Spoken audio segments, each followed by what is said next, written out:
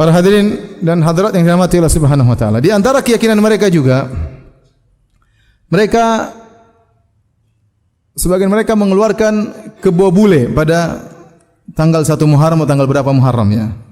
Ya, kebo bule keluar dengan anak-anaknya, dengan istrinya, dengan selirnya mungkin ya, kemudian keluarkan. Kemudian orang-orang berebut-rebutan untuk mengusap kebo-kebo tersebut.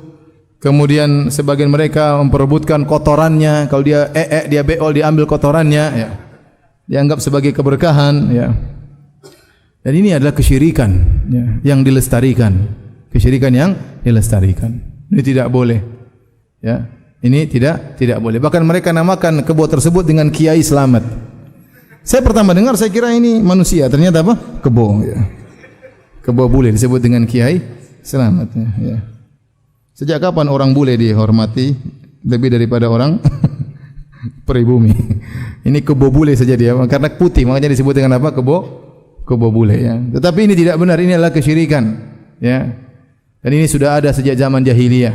Ma ja'alallahu min bahiratin wala sa'ibatin wala wasilatin wala ham. Kata Allah, Allah tidak pernah mengada-ngadakan keyakinan-keyakinan berkaitan dengan onta-onta, dengan kambing-kambing. Orang-orang jahiliyah dahulu mereka mengkeramatkan sebagian onta, mengkeramatkan sebagian kambing ya.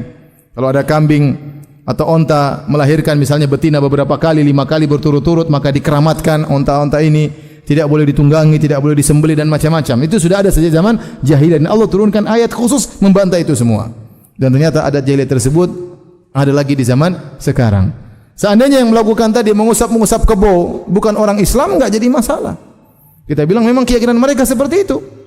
Ada sebagian agama lain yang mereka memang mengagungkan apa? Sapi. Bahkan ada di klip bagaimana mereka sujud kepada sapi.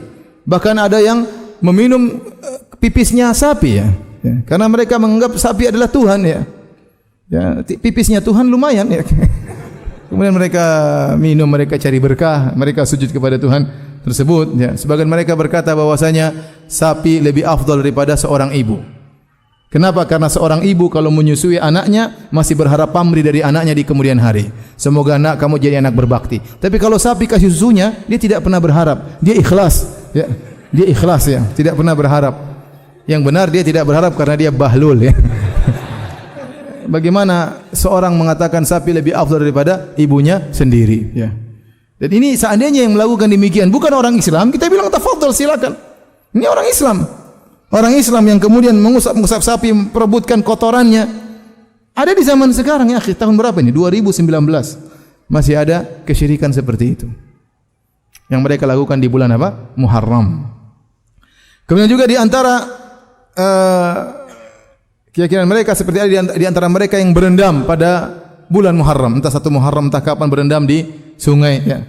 Berendam di mana namanya tapa bisu. Mereka keliling suatu tempat ya, kemudian mereka tidak boleh berbicara sama sekali. Malam tersebut tidak boleh keluar karena ini malam keramat, bahaya. Ada makhluk-makhluk gaib yang akan mengganggu dan yang lainnya. Kemudian di bulan Muharram juga waktunya mereka memandikan keris. Keris dimandikan dengan ritual khusus supaya semakin sakti atau yang lainnya ya. Maka ini semua adalah khurafat, ini semua adalah kesyirikan yang masih ada di sebagian tempat di tanah air kita berkaitan dengan apa? Bulan Muharram. Oleh karenanya yang benar bahwasanya di bulan Muharram kita dianjurkan untuk banyak beribadah, terkhususkan adalah puasa di bulan Muharram, terutama pada tanggal 10 Muharram. Itu yang benar, sunnahnya adalah demikian. Adapun ibadah yang lain silakan, tidak ada ibadah khusus, tapi silakan Anda beribadah dengan ibadah-ibadah yang mutlak.